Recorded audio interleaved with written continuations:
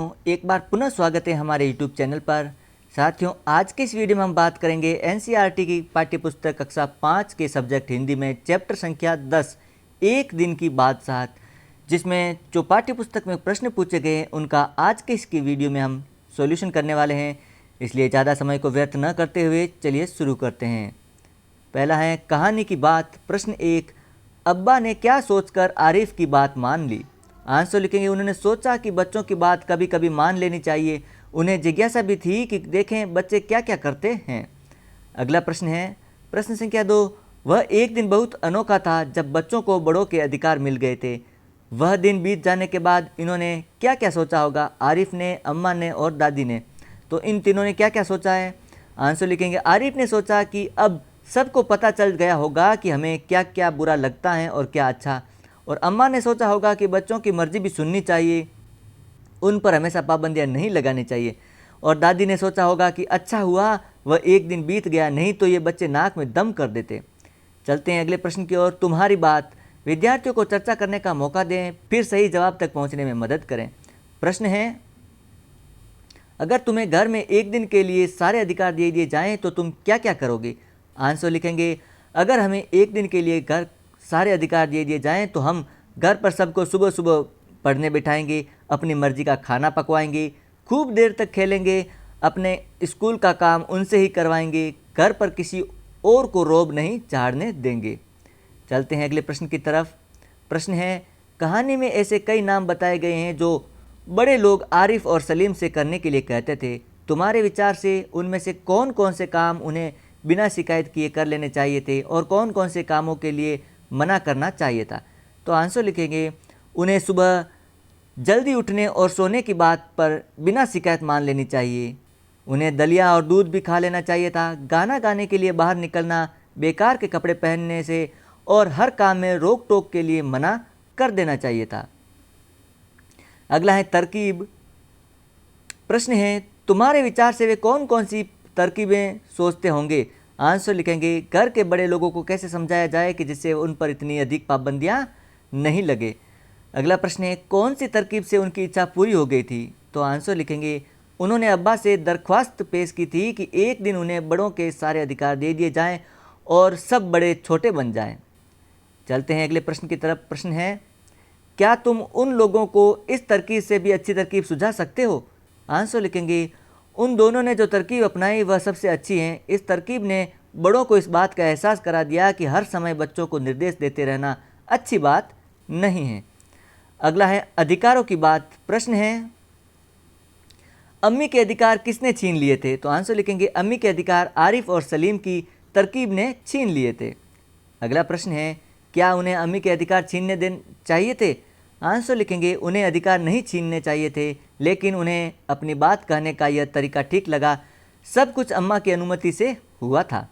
अगला प्रश्न है, उन्होंने अम्मा के कौन कौन से अधिकार छीने होंगे?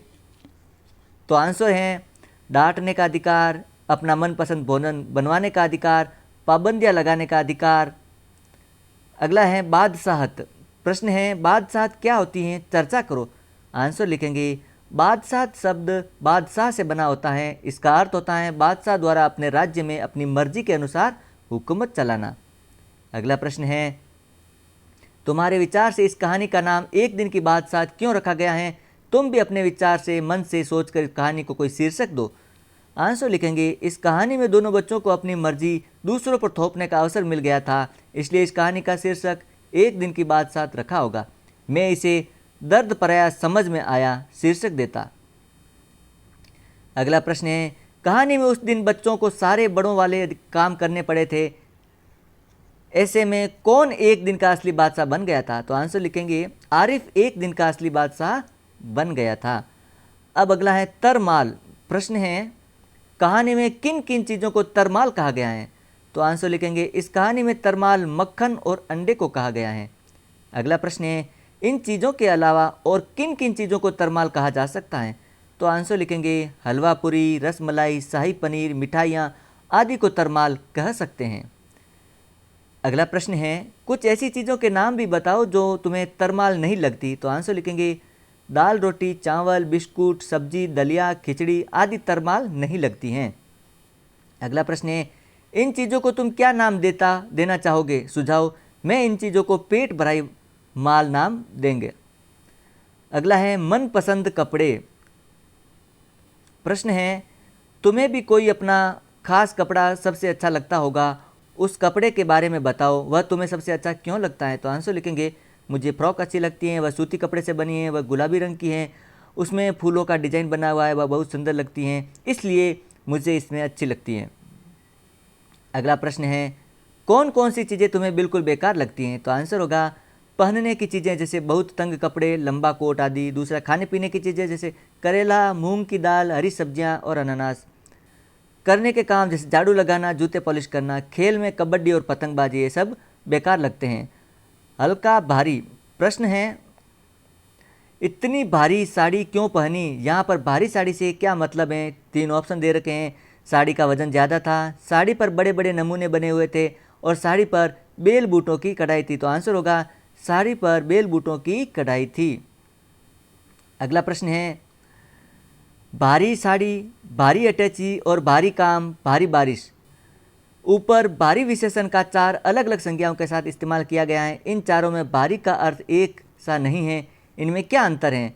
तो आंसर लिखेंगे, इन चारों के अर्थ ये होते हैं, भारी साड़ी मतलब ज़्यादा कढ़ाई, भारी अटैची मतलब अधिक वजन, भारी काम मतलब अधिक बल लगाना और भारी बारिश मतलब बहुत अधिक वर्षा। अगला प्रश्न है, भारी की तरह हल्का का भी अलग अलग अर्थों में इस्तेमाल कीजिए। तो आंसर लिखेंगे, हल्का थैला, हल्का काम, हल्का खाना, हल्की बारिश, हल्की बात, हल्की हरकत। तो साथियों, इस प्रकार ये आज का चैप्टर कंप्लीट होता है। यदि आपको इस चैप्टर को PDF के रूप में डाउनलोड करना है तो वीडियो के डिस्क्रिप्शन में वेबसाइट का लिंक दिया गया है, आप वहां पर जाकर के वेबसाइट में इस PDF को डाउनलोड कर सकते हैं। और हाँ, यदि आपको ये वीडियो अच्छा लगा तो लाइक और शेयर कीजिएगा। चैनल पर पहली बार तो चैनल को जरूर सब्सक्राइब करें। मिलते हैं एक अन्य वीडियो में।